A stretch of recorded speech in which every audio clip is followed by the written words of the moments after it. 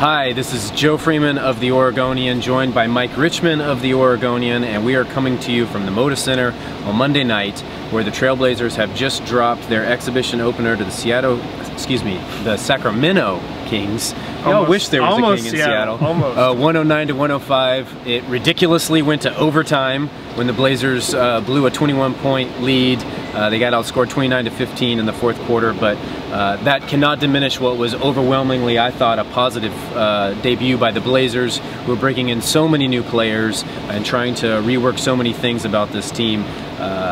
Sacramento was playing a lot of their key players late. The Blazers, Coach Terry Stotts didn't play anybody over 24-25 minutes, as he pledged to play nobody more than half the game. Mike, what are a couple of your takeaways?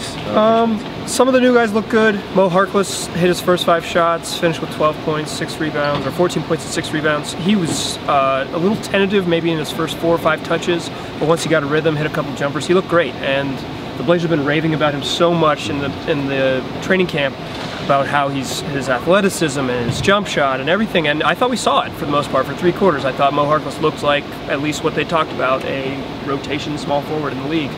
And no Vonleh, he looked really good and just doing the dirty work, being a giant person.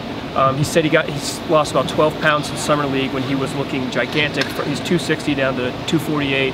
And he looks like he can bang. I mean, if you can hang with Boogie Cousins and Costa Koufis, you can play with any bigs in the league. So I thought those were the 2 big positives for me. One interesting note about Harkless is that he did get extended playing time, perhaps because Al-Farouq Aminu was not here tonight. His wife went into labor yesterday, and so they were, hopefully, for their sake, welcoming the birth of their first daughter. One thing that I kind of took away in talking to the guys after the game in the locker room, and just watching them on the court, I sensed a unique chemistry with this group already, even though we're just a week into camp. And as you well know, I'm sure that was a hallmark of this team the last 2 years. Their chemistry really carried them through a lot. The ball movement and Terry Stotts trust the pass and passing up open looks for better looks. And, you know, I saw traces of that tonight. And in talking to Mason Plumlee after the game, he says that's what we haven't been able to see behind the scenes throughout the entire camp. And he is a person involved in that. He's a great passer for a big man. But, you know, I saw everybody from Damian Lillard to Myers Leonard to Plumlee passing the ball, working the ball around the perimeter. I saw really good cutting backdoor, more so than we had seen in the last year.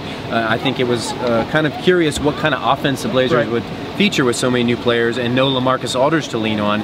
And what I think we're going to see is even more ball movement, even more cutting backdoor, even more easy baskets at the rim instead of kind of standing around watching LaMarcus. So that was something interesting that I kind of took away from tonight too. Yeah, and the whole thing we were talking about, are they going to shoot threes, what's it going to look like? They took 31 3-pointers, so there's your answer. They're going to keep shooting them, they're going to keep generating them. I think they hit 8 of their first 16, so when the key guys were out there, the starters were out there, they were generating good looks, sort of felt like the flow offense of the past, and kind of tailed off there at the end when they had some bench players in the game, but it felt familiar, at least in terms of ball movement.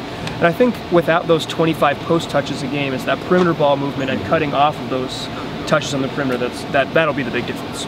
Yeah, so to recap, don't look at that final score and be depressed. This was actually a very positive debut by the Blazers. They got a lot of people involved. A lot of people did a lot of things, which I think you're going to see with this very versatile roster. And I think, without a doubt, if they had played their key guys as much as Sacramento down, including down the stretch, I think the Blazers would have very easily walked away with this victory. So 109-105 loss in overtime to the Kings, but a lot to take away positively for the Blazers.